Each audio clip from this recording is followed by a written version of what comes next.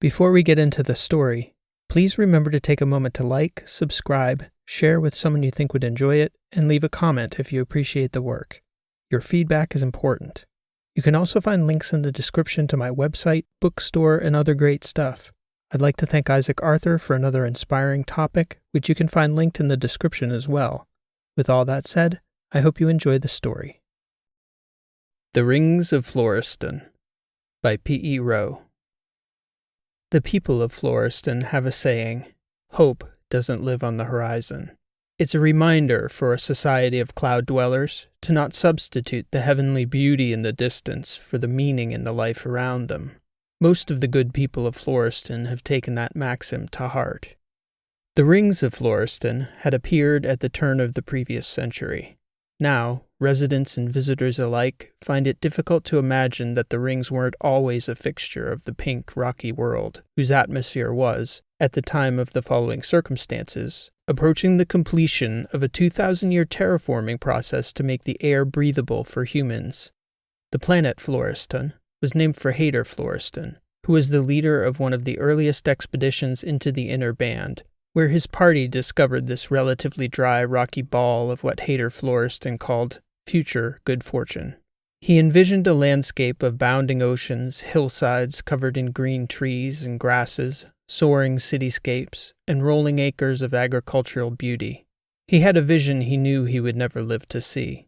Yet he and his expedition spent 6 arduous years in orbit, setting in motion the biochemical processes to pull oxygen from rocks and release water to bubble up from beneath the surface so it could slowly collect in the freshwater oceans now evolving beneath the rings of Floriston, where all the planet's residents now lived. The rings themselves are quite unlike the familiar massive planetary rings of Athos or Iophos that stretch the incredible equatorial circumferences of those famous gas giants of Dreesen's system. Floriston's many rings are humble structures that each, when disassembled and set straight across the landscape, would span hardly a tiny fraction of their modest world's circumference. The ring builders, being far-flung descendants of the original terraformers, had returned to Floriston during the first decade of the West Battery Wars, when fighting first broke out between Edoras and Trasp, and, by virtue of their colony's location between the two warring factions, the only logical choices were to join a side or to relocate. It was during the ensuing debate when Hayter Floriston's foresight was recalled, and the people chose nearly unanimously to flee. For it was certain that if they joined either fighting faction, no matter the outcome, their colony would suffer the fury of the conflict disproportionately. The planet Floriston was tucked away, far beyond the buffer provided by Dreesen's, Carroll's, and the 4 lettered systems housing the reclusive splinter colonies bordering the 2 battery empires. The planet's surface wasn't yet livable when Hayter Floriston's descendants returned, so the new pilgrims identified an ideal landscape to raise self-levitating rings, a remarkable flat plain that stretched out hundreds of kilometers. At the center of this uniquely useful geography, they constructed a tremendous retractable tower as a primary winch point. The ingenious pilgrims of Floriston turned that location into a factory that produced a staggering 250 tethered rings over the course of 2 decades. Which they released into the atmosphere like so many circular balloons. The pilgrims then flew these rings into place, tethered by drone, and knitted them into a planet-wide fabric, like a sheet of fine chainmail armor hovering in the heavens, an airborne net where Floriston's citizens took up residence among the white clouds over the pink rocks, nestled within the outer reaches of the stratosphere and the protective sheath of the planet's strong magnetosphere. And on that fabric, they built a resilient, innovative society characterized by the same pragmatic foresight Hayter Floriston had embodied. In the clouds, apart from both a literal and figurative view of a long horizon, the citizens of Floriston benefited from the chemical composition of the upper atmosphere's unique properties, which contributed to the most exquisite sunrises and sunsets. It was a cosmic wonder nearly unrivaled in the quadrant, endlessly cycling around the gossamer filaments of their society, its brilliantly colored light a striking reminder of the passage of time, and of natural beauty writ large, unfailing, bookending the start and end of each day with a unified cultural moment for pausing, reflecting on their blessings, honoring the sacrifices of their ancestors, and remembering their duties to those who would come after, their grandchildren's grandchildren, who would someday step out of the clouds to the surface to tend the fields of grass, fruit trees, and forests of leafy timbers and evergreens that would soon blanket over the rocky pink soil and stone on the surface below. One could usually tell by the manner a viewer took in the sunset who the tourists were. They, with their giddy smiles and exclamations of excitement, their wonder at the novelty of the sight, the colors in the clouds, the striking reds and oranges at the edges of Xanthus 12 as she dipped below the horizon, the blazing streaks of pinks folding into the purest sky blue human eyes had ever beheld. Floristanes, on the other hand, tended to be silent, almost reverent as they took in the sunset, prayerful, some even mouthing the words of daily recitations that were a popular custom begun in the earliest days of the columns, long abandoned in all but a few outposts in the quadrant, yet revived here in many of the elementary schools of Floriston. Tourists, by their contrast in manner, could almost instantly be picked out by a discerning eye. One such discerning eye had picked out an anomaly. On the day this stranger arrived, Caminessa Daly was working her usual shift as an ambassador in the Altura Pavilion on the Odin Ring, which was then hovering over the high desert plains of the southern hemisphere, about 20 degrees from Floriston's equator. Her primary duties that evening involved giving directions and advice on how to navigate the train station, the rings, places to watch the sky, and generally being helpful to visitors so foot traffic moved freely. The people of the Odin Ring, in keeping with the culture of Floriston, opted for humans in many positions where bots, automated kiosks, and apps would have been an easier solution. For them, it was still vital to put friendly human faces into the crowds of visitors. Caminessa excelled at her position because she liked people, and it showed in her body language and bright smile, which she was quick and generous with. She was also trained to read the crowd, to observe and report any suspicious behavior that may pose a threat to the rings, the people of Floriston, and the visiting tourists.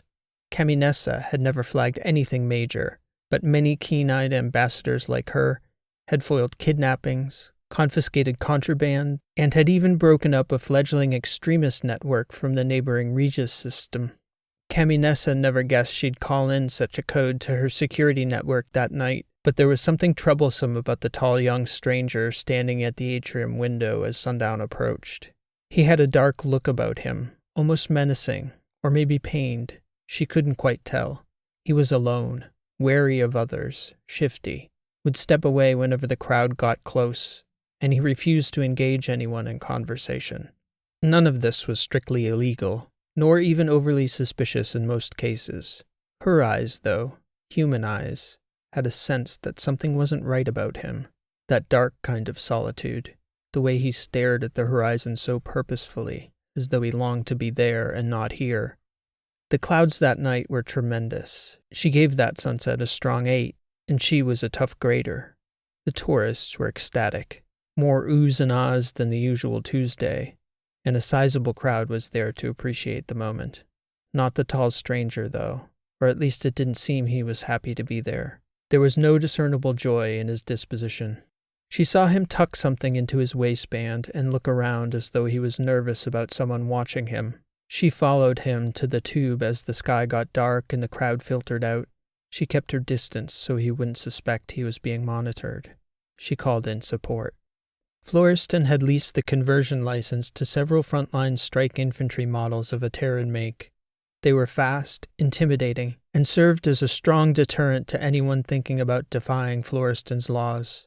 2 units were at her hip as the glass doors to the tram swung open. The crowd was thin enough by that point that when the tall suspect entered the tram, the car was nearly empty. "I need you to step out of the car with me, sir," Caminessa said, as the 2 police models flanked the man and stood by. He looked over his shoulder and then back at Caminessa. "Me?" She nodded. "What is this?" "Not a conversation, sir. You will be coming with me. You are being detained. Step off the tram, please." He looked shocked, frightened.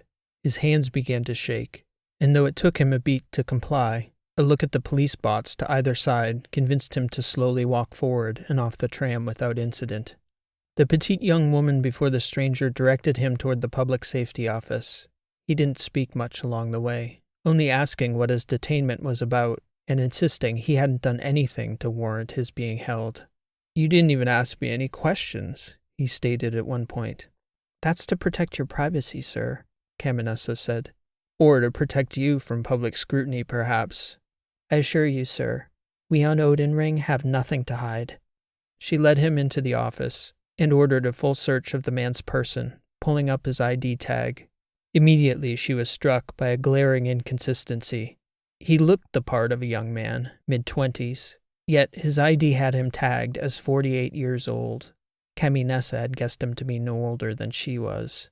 Caminessa's supervisor was content with her explanation for the visitor's detainment and agreed that something suspicious was going on with this man.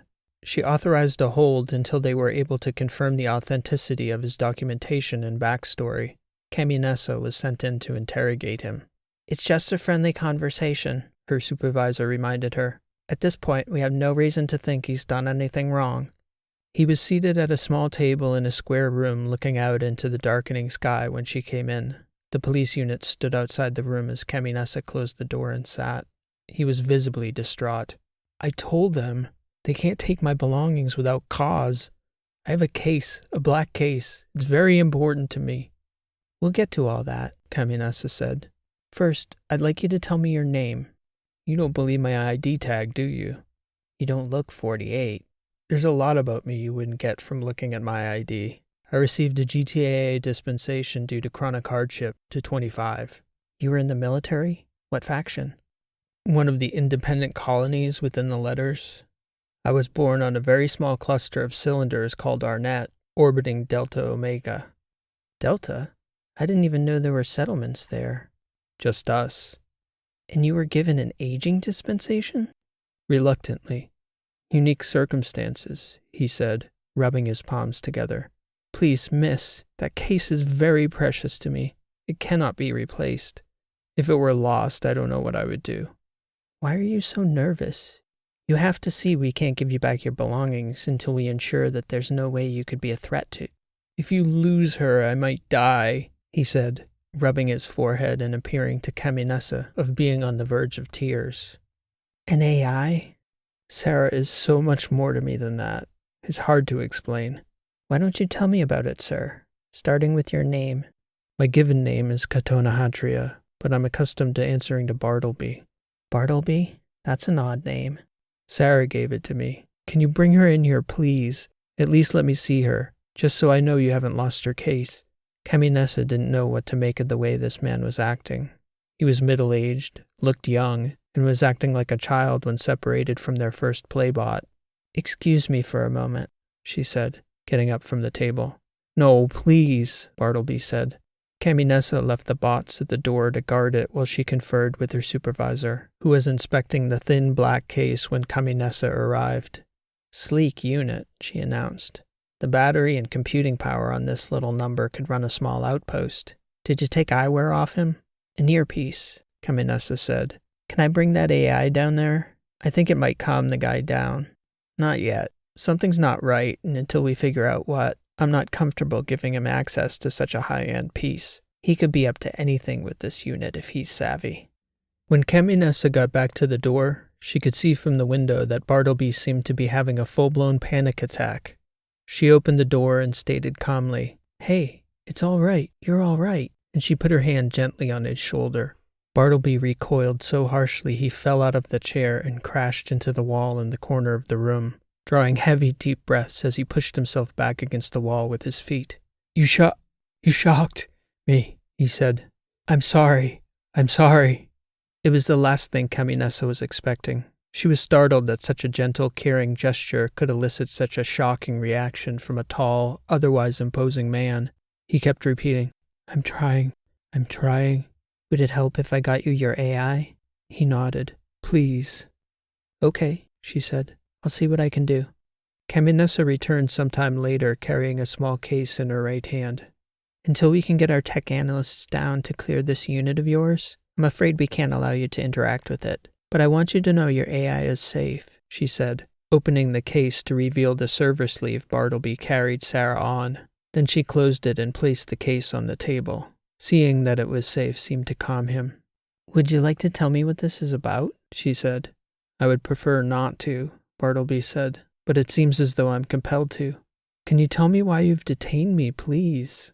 I wasn't doing anything anybody else wasn't, just watching the sun go down. It was beautiful, by the way. It wasn't what you were doing, sir. It was your manner. I'm sure it is peculiar, Bartleby said. If you give me an opportunity to explain everything I've been through, I think you'll understand. The AI sleeve, the genetic age reversion, it was part of my severance from the military to make up for the ordeal I endured. That's the start of my story. I'd like to hear it, Caminessa said. Bartleby then related the story of his life to Caminessa, that he had been stranded in space while on a peacekeeping mission outside the Garvin 9 system, and had only survived through a miraculous transit to an autonomous mining outpost on the inner part of the system, where he was brought back from near death for the first time by an AI named Saraswati, who was presently residing in the server sleeve they had confiscated from him. I can see why she's so important to you now. It's a personal thing, Bartleby said, and it goes much deeper. Sarah saved me more times than that. Bartleby continued to relate how in the absence of interstellar communication, Sarah and he were able to engineer a transit to the nearby Garvin 8 system over 9 of the longest years a human being may ever have endured. Along that transit, Sarah again rescued him from near death by pulling him back from the brink of suicide and self-destruction more times than Bartleby could count. They arrived at Han after a full 9-year journey, only to find the Han outpost abandoned and subsequently ransacked, either by a party to the West Battery War or more likely by scavengers of several iterations. Caminessa found Bartleby's story utterly believable, and the teller of the tale surprisingly warm despite his earlier behavior. He was even amusing and self-deprecating at times. Given his circumstances, she forgave him his eccentricities. Bartleby continued to relate his troubles on Han, spending years trying to convince a neutral party to make a long detour into dangerous territory with no financial incentive and little humanitarian motive beyond alleviating one poor man's loneliness. He expressed that during those years the hopelessness had piled on so heavily that his deepest wish was merely to be seen one more time by human eyes before he died. Caminessa was surprised by how frank Bartleby was with this heartbreaking admission. She couldn't help but visualize him out there, alone, in contact with the nearby systems, only to have them tell him, year after year, that they were sorry he would have to wait. Then, after 15 long years scraping by in the remains of the Han outpost, almost inexplicably, the Trasps and Aterans signed an armistice that seemed surreal, for there were few alive in the sector who still remembered when those bitterest of rivals were not at war with one another. 2 more years passed before an Athosian FTL ship on a reclamation project was persuaded to take a detour to Han on a humanitarian mission. Bartleby spent most of the time in transit back to Athos, hidden away in the shuttle he'd convinced the Athosians to salvage, under the pretext that the AI embedded in his ship had invaluable information about the stability of the peace between the warring factions. When they arrived back in Dreesen's system, the Eastern Allies decided that Bartleby's situation was so unique and harrowing that he should be compensated with back pay at combat levels for each hour he'd spent in space after he was left for dead in the infinite, along with a special dispensation for anti-aging procedures if he wanted those years of his life back. Bartleby told Caminessa that he had only agreed to this proposal at Saraswati's urging, who promised she would help him re-socialize through an outpatient program on Hellenia, which was where Bartleby was heading when he stopped along the way to see the rings of Floriston, at the suggestion of one of the Athosian psychologists who had helped him with his initial debriefing. It was a tale too wild to be anything but the truth, Caminessa said. She professed to believe him, and she promised to keep Sarah safely in her possession until she could get the unit cleared by tech. She said she would rush the process. If you believe me, can't you just let me hang on to her?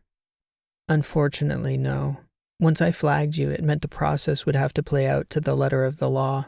Our planet is exceedingly safe and peaceful because we police aggressively. Fairly, we hope, but aggressively.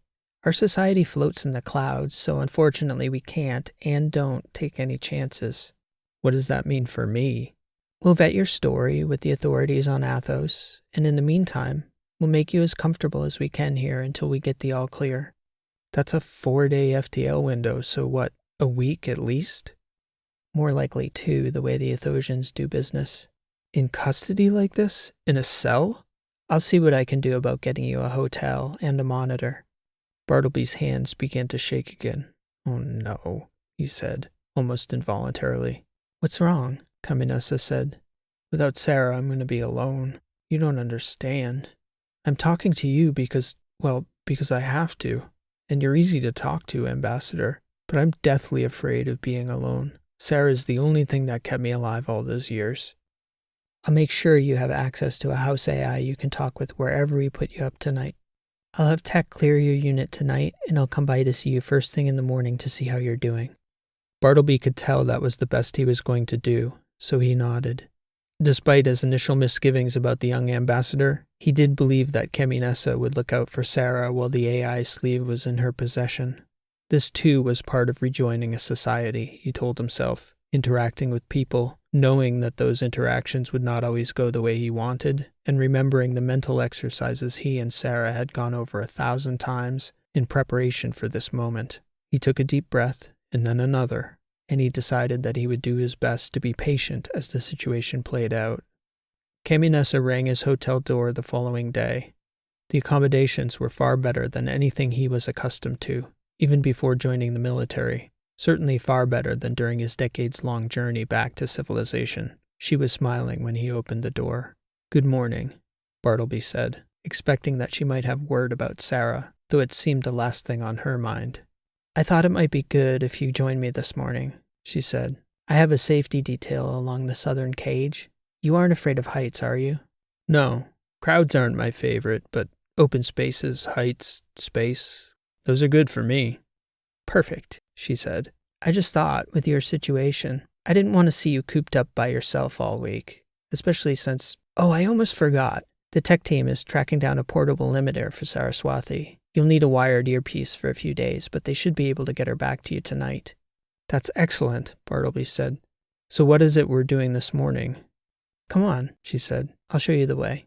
Caminessa took Bartleby below the main causeway outside Altura's cultural promenade to check the connections on the tether system. She explained how each ring was free-floating and had to be tethered together in order to keep the fabric of the dynamic ring sheet in formation. With a fairly active atmosphere, this meant play in the tether system, which meant that even with the strongest nanofilament cables making up the tethers, they frequently came loose or bunched up as the rings themselves shifted in the atmosphere. Shouldn't the engineers make that assessment? Bartleby said, instead of a young ambassador and a random guy she arrested the previous day.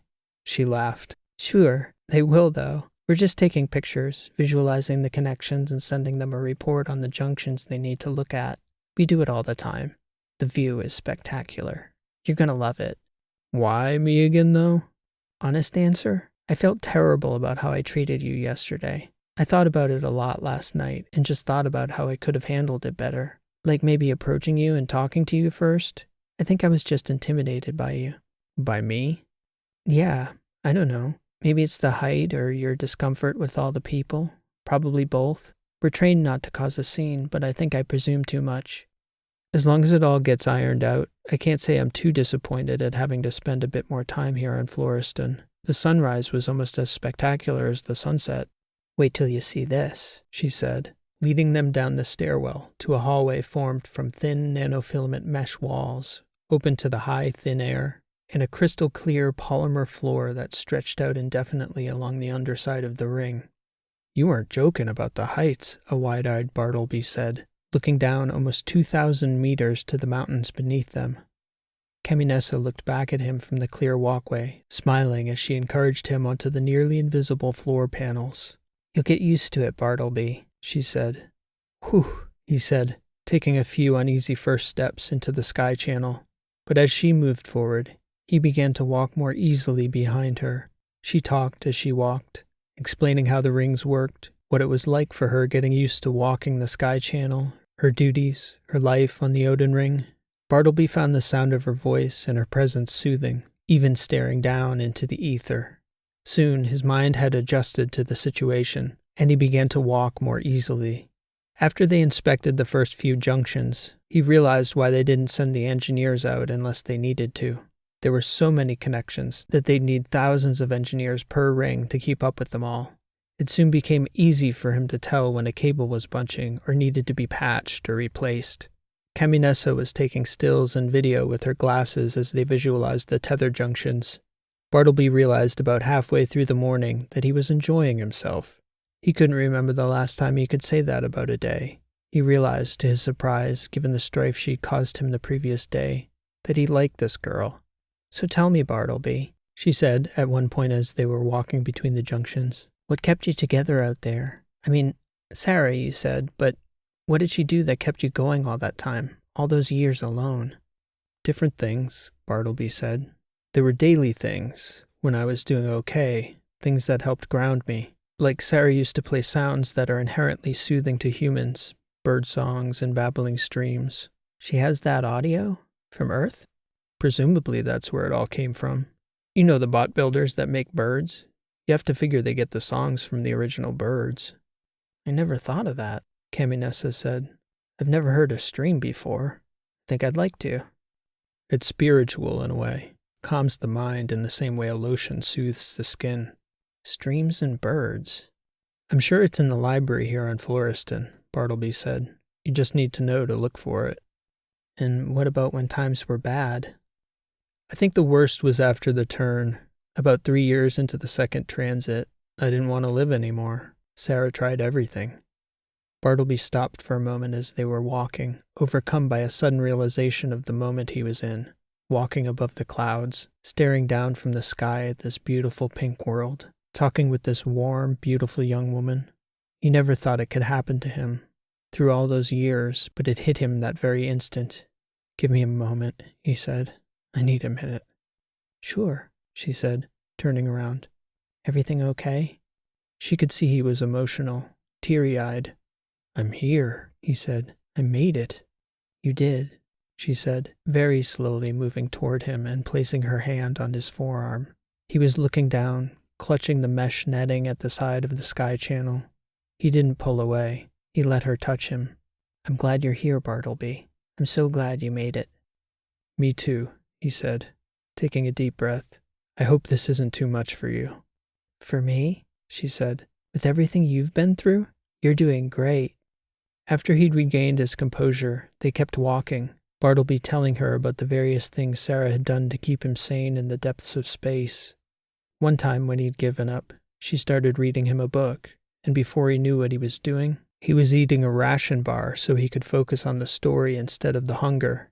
At the end of the novel, Sarah and he had discussed the story, the time period, the history, the author, the context.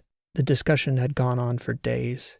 Then Bartleby told Caminessa about Patricia, the woman from Earth he'd met in the simulation.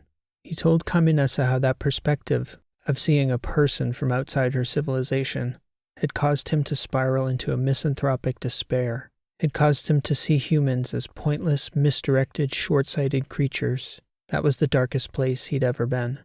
"How did you get back from there?" Caminessa asked him. "After about 5 days, Sarah figured out what to say to me, that I had formed this contempt for this woman who couldn't see beyond the prison walls of her own society. Then Sarah asked me to try to see myself that way, trapped in that spaceship, in that moment, in this civilization, this quadrant. She asked me to pull back and see myself. And I realized it was far more difficult to do that when you were the one trapped in that place." "And what did you think of to get yourself out of that place, Bartleby?" "This," he said. "Well, not this exactly, because you can't imagine the future exactly. But it was more like, you have to try to exist in the moment you're in, while also seeing the place you're inhabiting on the arc of civilization. You can't be in either alone. In the one case, you're blind to the meaning of what you're doing. You're just doing. In the other, you're so focused on the meaning you don't get to be a human being. I worked on that. I worked on being both. That's what kept me going on Han, and the hope I'd get back." Caminessa stopped walking and turned around again. "I'm sorry I detained you, Bartleby, but at the same time, I'm really glad I did too." "Would it sound funny if I said the same?" Caminessa shook her head. "Come on, we're almost to Bentos. Let's get some lunch. There's a place where I eat on walk days with amazing Flavias. You'll love it. They had a pleasant lunch together. Caminessa could tell Bartleby was still not yet fully accustomed to actual food again, and Benthos's Flavias were some of the best cuisine the Odin Ring had to offer. She felt that special kind of amusement one feels from the delight in another's joy, and Bartleby enjoyed watching the easy pleasure Caminessa exhibited interacting with others. She would start conversations with anyone around her, punctuate her comments with smiles and laughter, make easy momentary friendships. She even made Bartleby feel like he could be there too, feel connected to these strangers for a moment. At the end of the lunch, she said, I was planning to put you on the tram back to Altura, because I have another 10K to cover to Cimini, but I'd love to have the company if you'd like to tag along, Bartleby. I'd like that very much, he said. I want to hear all about Han. The afternoon was the longest, most pleasant walk Bartleby or Caminessa could ever recall. At one point she told him, You have an easy way about you, Bartleby, despite what you may feel. I think you are making it easy on me. I guess that's what I do, she said. I hope it's helping. He nodded. By dusk, they were approaching Cimini. As they neared, Bartleby couldn't see the lights that characterized the gallery levels on Altura, Benthos, or any of the other cities Bartleby had visited on Floriston before his detainment in Altura. It's closed for maintenance, she said when he asked about it. But I could sneak us in if you like. Bartleby nodded and detected a wry smile from the young ambassador. They arrived at an identical stairwell to the ones they'd descended at Altura and Benthos, but this ingress was nearly pitch black. He followed the dim glow from Caminessa's glasses as she climbed into the darkness. They emerged from the stairwell to Cimini's large, flat, empty viewing gallery as the sun was just approaching the horizon. Bartleby was in awe. This is amazing, he said, gasping. Pretty nice view, isn't it? That's pretty too, yes, Bartleby said, grinning. I was marveling as much at the open space. I haven't seen such a wide-open place since Han, maybe. Not even on Athos. Everywhere's full of people. May I? He said, gesturing to the open floor. I'm not stopping you, Caminessa said. Knock yourself out. Bartleby went running out onto the floor like a child, and after a few steps, he stepped into a one-handed cartwheel, followed by a front flip. He then proceeded to perform a series of flips, spins, jumps, and kicks in quick succession, almost as though it were a gymnastics routine. By the time Caminessa finally caught up with him, he was on his knees at the far end of the room, looking out the observation window, weeping, she thought at first. Then, as she got closer, she could see that it was quiet laughter. Oh, the years I would have killed for a minute in a space like this, he said. All that time in that tiny cycler. What was that you were doing? She said. Capochi, he said, a kind of mix between dance and martial arts. Kept me sane between Garvin 9 and 8, but I never had the space to properly string moves together, just perfect them one at a time, over and over. That felt incredible. Looked pretty good too, Caminessa said. She walked over beside him. Bartleby reached up, and as he did, Caminessa took his hand as he stood. She sensed a hesitation in him, but he didn't let go. This is perfect, he said. I don't know what I'm going to do to top this tomorrow. She laughed. Well, I'm working in the Sunset Gallery tomorrow, so I won't be able to help you there. I've got some ideas for you, though. You do, he said. Homework, maybe. You'll have to come see me in the morning and I'll tell you then. I don't want you stressing about it all night like I know you would. Oh, now I'm really going to be stressing about it. She gripped his hand tighter and felt his arm begin to relax a little. You're going to be okay, Bartleby, she said. You're not broken. You've just forgotten who you were before you got lost. You're going to remember. I'd like to help you while you're here. You already have, Bartleby said. At that moment, he didn't know where to fix his eyes, on Caminessa or the sunset as it began to peak, with the reds of the sun's corona just beginning to kiss the horizon. With the colors in the open room reflecting off the walls, the floor, and the glass sculpture in the gallery's center, the light was mesmerizing. She was looking up at him. He was certain he'd never experienced a moment so beautiful, not cosmic beauty nor human. He shook his head, took a breath, and stood holding Caminessa's hand until the sun went down. They took the tram from Cimini back to Altura, walking side by side, occasionally bumping into each other. Caminessa noticed that he didn't back away from her anymore. She walked him to his hotel room. "Are you going to be okay tonight without Sarah?" she asked. "Yeah," he said. "I have enough to think about. It was quite a day. Thank you for arresting me, Caminessa Daly." "You're welcome, Bartleby. Maybe tomorrow you can tell me why Sarah calls you that." "I would prefer not to," Bartleby said, smiling. "Okay," she said, returning the smile. "I'll get it out of you eventually. Good night, my friend." "Good night." The following morning, Bartleby met Caminessa in Altura's viewing gallery. He stood off to one side as she finished chatting with a group of elderly couples, suggesting some sites to visit on the Odin Ring before heading further south for the sunset. "Hey, Bartleby," she said as the group walked off. "You ready for today's mission?" "I was stressing about it all night." "No! Please tell me you're kidding, right?" "I was fine. I'm joking." She laughed. "See? You're getting better already. Today's going to help." "Okay," he said. "I want you to have at least 3 conversations with strangers at 3 different cities on the Odin Ring. I've gotten you a travel pass. Unfortunately, you're restricted to the Odin Ring until we hear back from Athos, but you can go anywhere on the ring. 3 people. Tell me their names, what they do, and where they come from." Bartleby looked terrified. She quickly surveyed the people passing by. "Okay, come with me," she said. "We'll do a few here to practice. I'll start, then you. People love talking about themselves. They'll tell you everything." "That's not the part that scares me," Bartleby said. "It's the start. I just can't seem to approach someone without a reason." "It's fun to talk to people," she said. "There's your reason. And it's easy. I'm going to give you your opening line. Watch." He lagged behind her as Caminessa approached a young couple who looked like they were on vacation. "Hi, where are you guys from?" she said, and when they answered, the conversation was off and running. "That's it? Where are you from?" Bartleby said. She nodded, and then she goaded him into starting 2 conversations right there in the gallery. The first turned into an awkward exchange with a businesswoman from Athos. The second evolved into a cordial discussion with one of the line engineers on the cable rig team, who, as it happened, was off to double-check a few of the joints the engineering team had flagged from Caminessa's photos the previous day. "All right, that's it," she said, handing Bartleby his tram card. "Off you go. 3 cities, 3 people. I want the details by sundown. Show me what you can do, my friend." It was much more difficult without her. Bartleby thought about trying to start a discussion on the tram, but he dreaded what would happen if the conversation failed and he couldn't escape the car. What would he do then? He thought about not letting Caminessa down, how he wanted to do more than 3. He rode the local tram for almost an hour, nearly halfway around the ring, telling himself as each station approached that this would be the one. He got off at Davidson Heights and walked around for several hours. By lunch, he'd summoned enough courage to talk with a vendor in the Sunrise Gallery who sold hats. She was packing up for the day to go home. Bartleby found out that she was local, had 2 kids she had to pick up from school, and was named Jamie. That was 1. Later, while sitting on the tram, he had a flashback to his years in space, meeting fictional people in simulations. It got him thinking about Jamie, the hat vendor, wondering, marveling about how this person he'd just spoken with was going back to an entirely different life from him.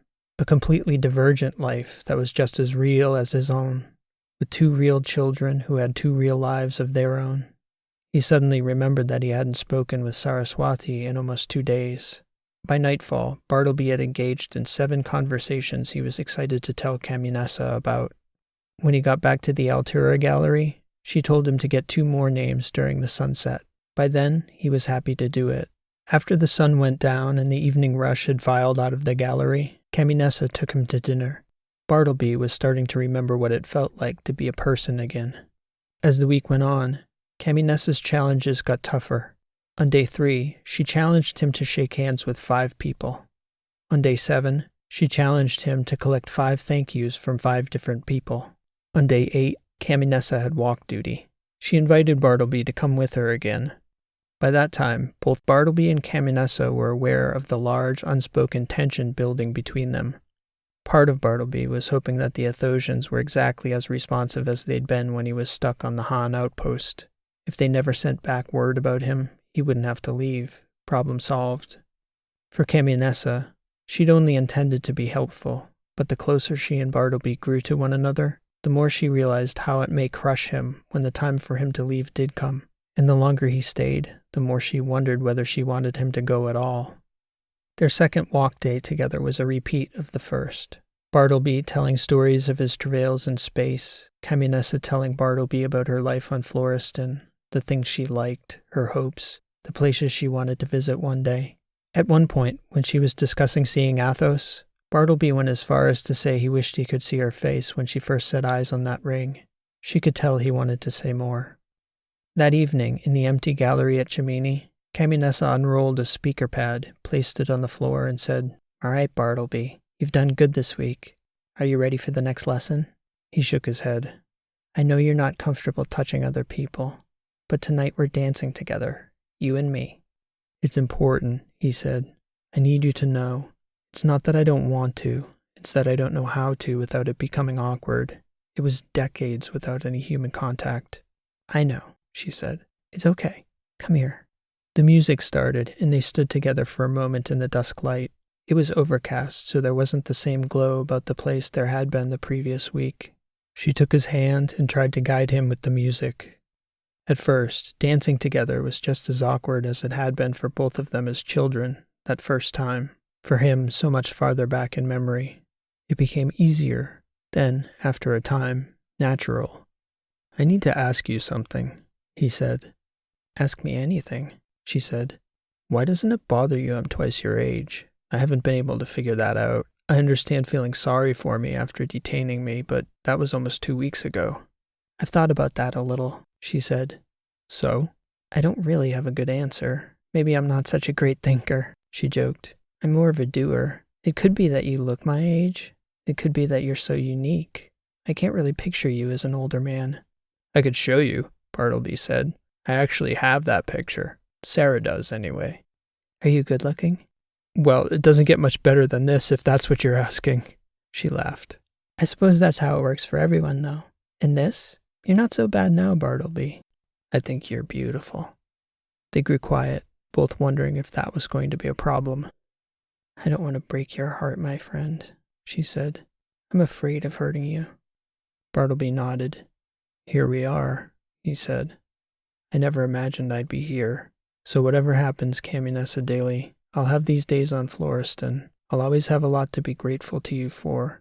She stopped dancing and began to look out at the darkening sky. "What are we going to do now, Bartleby?" "I'm just going to be here until I'm not," he said. "One thing I learned out there is patience. It's a good thing to know." "Comes with age," she said, joking. She looked over at him and wiped tears from her eyes. "I wouldn't be the first heart you've broken," he said, casting a sad smile down at her. "I know that much." "This is different," she said. "This is different." That week, while waiting for word to come back from Athos, Bartleby checked in with Caminessa each day at the viewing gallery. She was friendly, but she was distant. He could tell now that it wasn't he alone who was bracing for the news that it was time for him to go. For whatever reason, he didn't understand why or how, but he knew Caminessa cared for him. Her tasks got more difficult, bordering on ridiculous. "I want you to get someone to give you their hat," was one. "Take a picture with 3 people named Kim," was another. He completed them all. Finally, word came back from Athos, early on the 5th day since the two of them had danced the sundown in the Cimini viewing gallery. She told him when he arrived mid-morning for his assignment. When she informed Bartleby his detainer had been lifted, it seemed to her that she was punching him in the gut. "So?" he said. "So?" she repeated. "So?" She shrugged. "What's my task for the day, before I take you to dinner tonight to thank you for everything?" "Bartleby," Caminessa said. She shook her head. "Come on," he said. "Don't give up on me now." "Surprise me," she said. She looked sad to him. What he didn't know was how hard she was trying to hold herself together. "Toughest one yet," he said. "I'll see what I can do." Then he disappeared into the crowd. Caminessa found herself choking back tears most of the morning. For the first time in her life, Caminessa daily was struggling to speak to people. Every time she saw a tall, brown-haired man from behind, she instantly knew from the way he moved that it wasn't Bartleby. That became her first thought. At the same time, she couldn't stop wondering what Bartleby would do to surprise her. He hadn't failed a task yet. He'd done the work. He'd come so far, so fast. She didn't entertain the possibility that he'd fail. She just had no idea what form the surprise would take. Wondering about it was about the only thing holding her together. By mid-afternoon, though, nothing had happened. She hadn't seen him or heard from him. With the end of the day approaching, she began to dread that final dinner together. About 2 hours before sundown, she received a ping from an unknown sender on her glasses. On any other day, she'd have ignored it. There was a video feed. She clicked it on. "Hey, Caminessa girl, it's your boy Rialton here," the caller's voice said. His glasses were recording in a busy sunset gallery. She couldn't tell where. "Coming to you live from Hater City with your man Bartleby. He wanted you to check this out." All right, hit it!" Suddenly, his field of vision shifted to 3 shirtless dancers she recognized as 3/4 of an Odin-based troupe of entertainers who danced in the galleries and tram stops. When the music came over her glasses, she couldn't believe her eyes. 3 dancers started a routine she'd recognized from the many times they'd performed in the Altura Gallery, but there'd always been 4 of them. As soon as the caller began to dance with the troupe, a 5th dancer appeared in the middle of the group, shirtless and perfectly in rhythm with the music. He began to perform handstands, flips, kicks, and spins as the 4 dancers in the troupe moved around him. "Bartleby," she said, almost gasping, shaking her head. "I don't believe it." The dance routine went on, the crowd around them cheering the dancers on. And there was Bartleby, shirtless, smiling, surrounded by a crowd of people. She began to shed tears of joy. "I can't believe it," she kept saying to the caller when they'd finished. Bartleby looked right at the camera and said, "We're still on for dinner, right?" "Yes," she told Rialton to tell him. "Absolutely we are." She shook her head in disbelief as the feed ended. "Bartleby," she said, shaking her head. By the time he got off the tram in Altura, the sun had already set.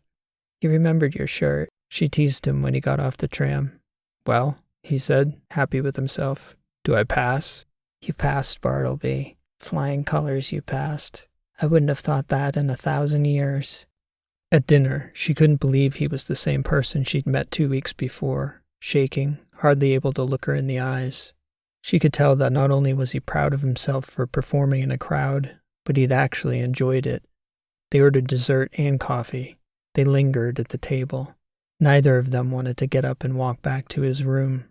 The sun was long gone from the horizon on Bartleby's last night on Floriston by the time they finally stood. As they left the restaurant, Caminessa had a terrible sinking feeling in her gut.